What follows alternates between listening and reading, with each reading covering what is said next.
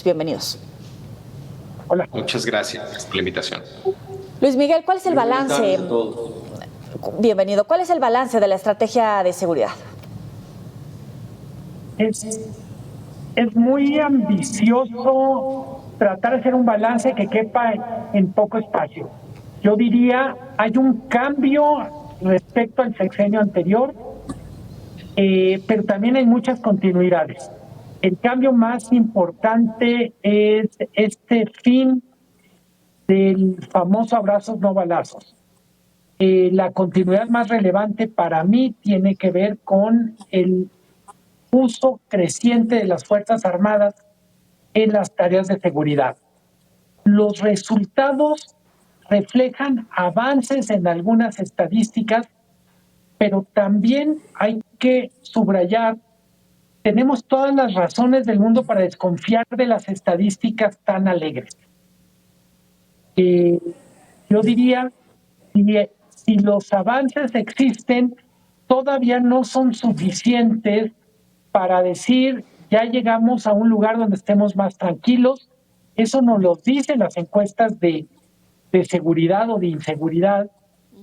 Y por otra parte, en un país donde predomina la desconfianza a las instituciones, hablando de continuidades que podríamos llamar culturales, tenemos la enorme masa de delitos no denunciados, la famosa cifra negra, que va desde extorsión hasta todo lo que tiene que ver con desapariciones, que en algunos casos nos remite a homicidios, pero en otros casos nos remite a cuestiones como migración forzada o incluso secuestros, vamos a decir, laborales.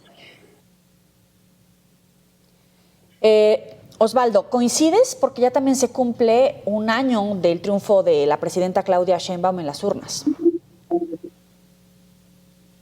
Mira, yo voy a hacer un comentario que pareciera que tiene poca seriedad, pero ni modo, así se plantea, ¿no? A ver, pareciera que hoy en México tenemos en lo que tiene que ver con la estrategia de seguridad a un gobierno de cómics, o que nos narra todos los días historietas de cómics. ¿Y por qué digo esto? Bueno, porque tenemos un Batman al frente de la estrategia de seguridad, tenemos a una Mujer Maravilla, que ahora así cataloga a la presidenta Claudia Sheinbaum, pero a pesar de que todos los días nos narran historietas de que se va avanzando, de que vamos muy bien, de que hay bajas en los índices delictivos, si nos metemos a las redes sociales, vemos que nos cuentan historias que no son ciertas, pero ponderan la labor de Harfuch y de Batman como el que está pacificando al país, pero en la realidad los mexicanos vemos algo completamente diferente. Vemos que México sigue teniendo más ciudades violentas en el mundo, vemos que hay más asesinatos, eso sí, hay un maquillaje de las cifras oficiales y una percepción cada vez creciente de que México es más violento, y esa percepción no checa con los números que nos plantea el gobierno. José Luis.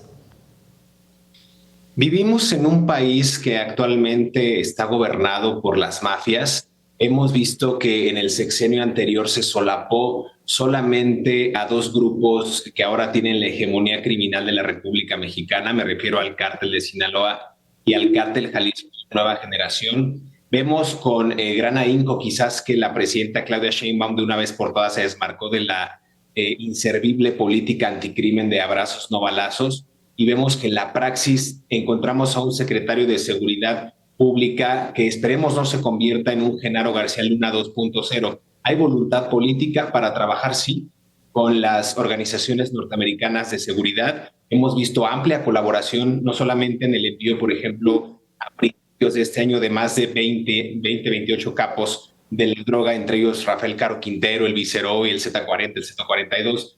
Vemos en verdad que hay una amplia colaboración y esperemos que esto se traduzca en una reducción significativa en homicidios dolosos y también en la PAX, inclusive PAX narca, que se pueda dar en algunas entidades.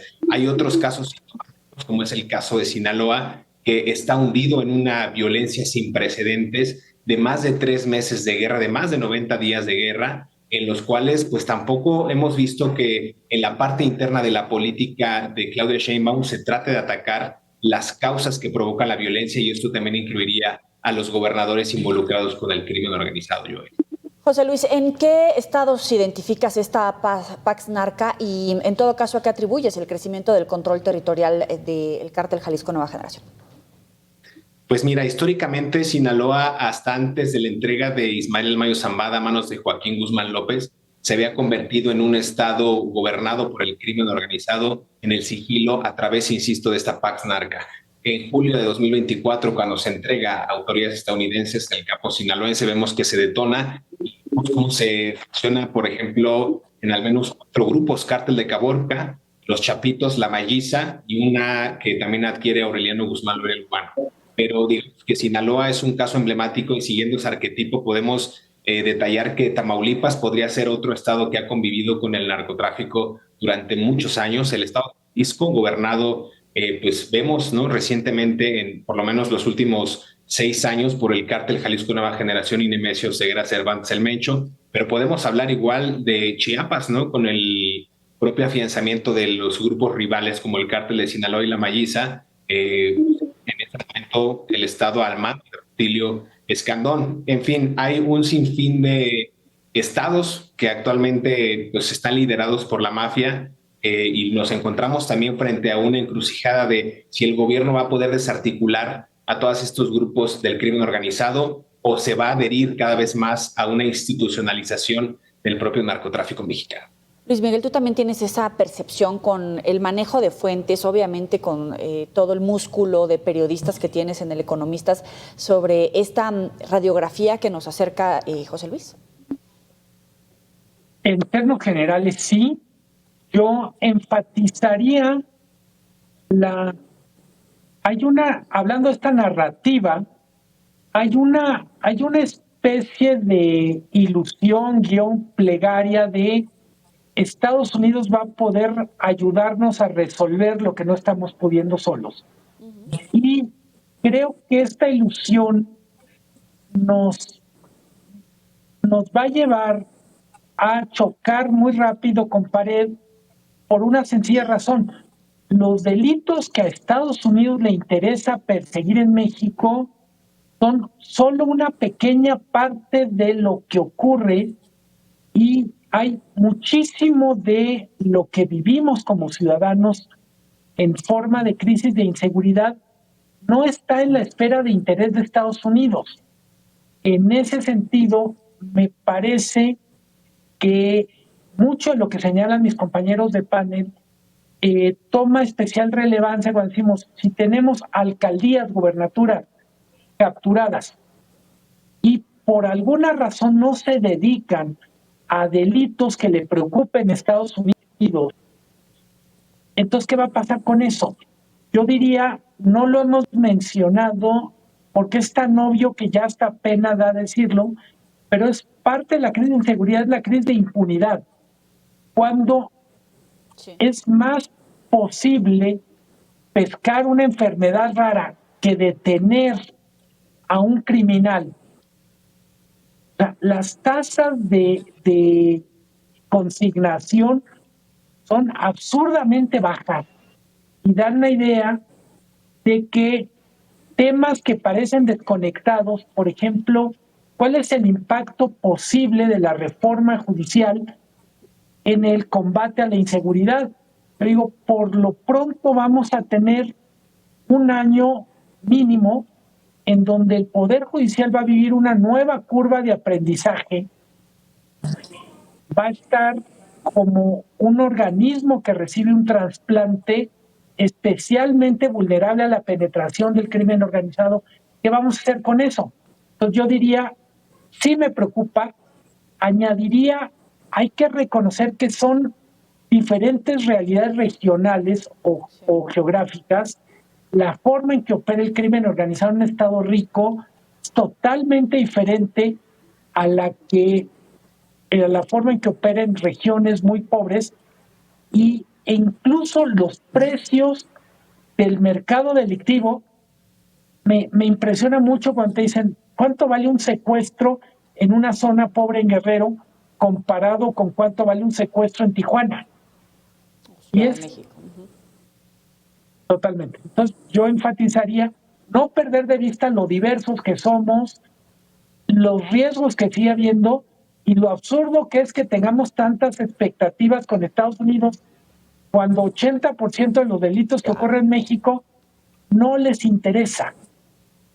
Osvaldo, y vuelvo contigo. Decías, está la presidenta, el secretario, el gabinete y esa narrativa. Sin embargo, basta con escuchar a los alcaldes, a los gobernadores, a evidentemente incluso fiscales, a las autoridades a nivel local que o aparecen muertos, llevamos al menos 5 alcaldes asesinados, o comienzan a hacer este tipo de denuncias, pero parece que es una trampa. ¿Por qué? Porque tal vez son de Morena o porque están coludidos. Al final están siendo víctimas de su propia narrativa entre la realidad que se pinta en esa esfera política y lo que sucede en la localidad. Mira, tenemos una realidad que cada vez que se mete el escrutinio termina por tumbar las narrativas. Y ahorita escuchaba tanto a José Luis como a Luis Miguel y yo decía, a ver, el caso Sinaloa lleva 9 meses en guerra, 9 meses y días, casi 9 meses y medio en guerra, ¿no? Y el gobierno federal se encarga de decirnos que vamos bien, que hay muchos decomisos, que se han desmantelado más de 1.200 narcolaboratorios, que se han detenido a más de 650 personas, que ha habido grandes decomisos de fentanilo. Pero cuando tú le preguntas al ciudadano sinaloense, y lo pongo como ejemplo, porque esto aplica para todo el país, cuando tú le preguntas a cualquier ciudadano sinaloense si ya dejaron de cobrarle piso, que son los temas de fondo, que es cuando vamos a ver que realmente hay una acción del gobierno del Estado mexicano para regresarle la paz y la tranquilidad a los ciudadanos, le preguntas, ¿ya no te cobran piso? Y te van a decir, sí, me siguen cobrando piso. Oye, ¿y las policías siguen siendo confiables o siguen siendo cuerpos de seguridad o cuerpos armados de la delincuencia? No, pues siguen siendo cuerpos armados de la delincuencia, ¿no? Y oye, ¿y tus actividades productivas ya las puedes desarrollar con libertad y tranquilidad o todavía te sigue imponiendo derecho de exclusividad el narco? No, pues no, hay actividades en las que no puedes entrar. Los gobiernos están controlados por el narco, sí, siguen estando controlados. Entonces no hay cambios de fondo. Y mientras no veamos esos cambios de fondo, vamos a tener narrativas que nos dicen que vamos bien, pero una realidad que nos dicen todo lo contrario. Sí, permíteme, Osvaldo, hacer una pequeña pausa. Perdóname, tengo que hacer una pequeña pausa. Volvemos contigo a la mesa de periodistas. Ya volvemos. Mesa de periodistas. Osvaldo, planteabas la situación que se vive en Sinaloa, entre la narrativa y los resultados, más de 9 meses en una disputa territorial entre 2 grupos delictivos y el gobierno al margen. Pero ¿qué pasa con esos estados donde incluso las autoridades locales en alcaldías están denunciando la participación de criminales, particularmente, por ejemplo, de Colombia, que están entrenando a grupos armados en territorio mexicano? Se llama Michoacán, se llama Jalisco, para empezar. ¿Qué pasa en esos estados? Mira, hay estados definitivamente los diversos cárteles, porque Sinaloa también es otro estado que ha tenido la injerencia de paramilitares colombianos o de otros países que están apoyando a las secciones o facciones del cartel de Sinaloa. Y estos están aquí, eso es innegable. Pero más allá de eso, tendríamos que cuestionar qué está haciendo el gobierno, qué está haciendo el Estado mexicano para frenar que estos sicarios o narcotraficantes o que están instruyendo a los narcos locales estén en México.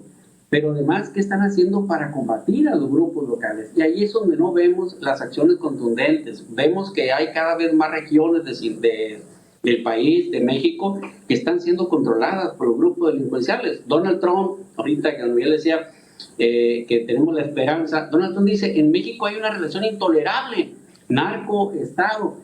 Y aquí pareciera que esas palabras son huecas. Nos exhiben que hay gobernadores que tienen relaciones con el narco y que les quitan las visas y no pasa nada. Matan a un funcionario del gobierno de Sinaloa en Jalisco, precisamente, que es concuño de Iván Archibaldo, que el propio gobernador Rocha le toma protesta. No, más allá de lo que dice el presidente Trump, y lo decía Luis Miguel, más allá de lo que diga Estados Unidos, ¿qué pasa con la inacción, la falta de respuesta o de operación del gobierno de México? No porque Trump diga, sino por la situación de violencia e impunidad que se vive, que vivimos los mexicanos en el territorio. Apelando un poquito a lo que yo decía hace un momento, momento de la entrega de Ismael Zambada a García el Mayo, cuando hubo un silencio oficial de ambas partes, tanto de Estados Unidos como de México, de saber qué había realmente en este operativo, me parece que está imperando nuevamente el silencio en cuanto a operaciones de seguridad y de inteligencia de ambos lados de la frontera. Es decir, por un lado tenemos a Estados Unidos, su interés principal únicamente es la caza, refiriéndome a los narcopolíticos mexicanos de Morena. ¿Y por qué? Porque en la narconarrativa que trae Trump es muy fácil culpar del lado mexicano que pues, los políticos son los culpables precisamente de esta crisis de salud pública que ellos tienen de fentanilo, con las más recientes 110,000 muertes a causa de este opioide sintético que es 50 veces más potente que la morfina. Creo que a Trump le gusta esa narrativa de culpar a los mexicanos, de culpar. Vimos recientemente a la secretaria también de Seguridad, Kristi Noem,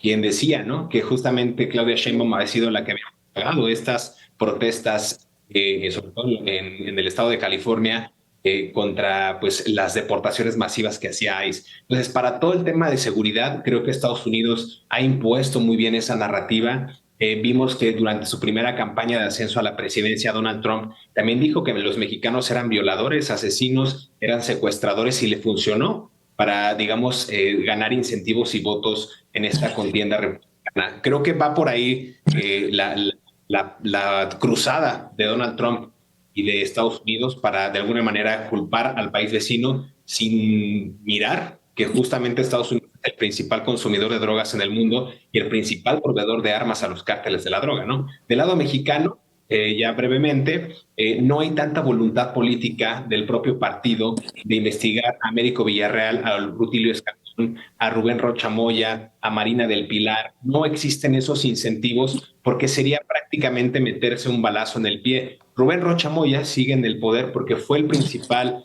gestador y artífice del financiamiento de campañas durante el 2018 y durante el 2024 en esta contienda que gana Claudia Sheinbaum. Entonces, hay actores políticos que deben mucho y su presencia es tan fuerte que lo supera inclusive los propios delitos que han cometido en territorio mexicano.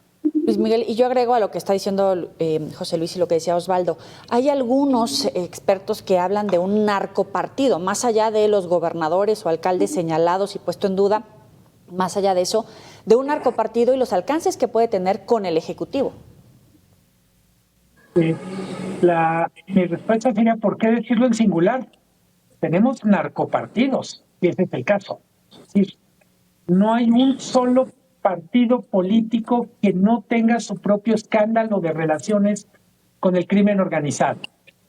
Creo que un tema, desde mi punto de vista, tremendo es no queremos asomarnos a una realidad donde la penetración del crimen organizado ha alcanzado no solo clase política, incluye tejido empresarial y en algunos casos hasta organizaciones que normalmente vemos con mucha benevolencia, grupos de derechos humanos, etcétera. Es decir, en algún sentido es tan fuerte la presencia del narco que hace muy difícil decir dónde no está.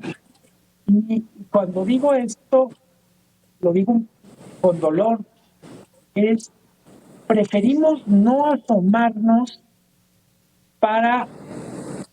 primero para no enterarnos de verdades que podrían poner en peligro nuestra vida, nuestras actividades, pero el nivel de penetración de las actividades criminales va más allá de lo que, literalmente, de lo que una película para niños podría contar.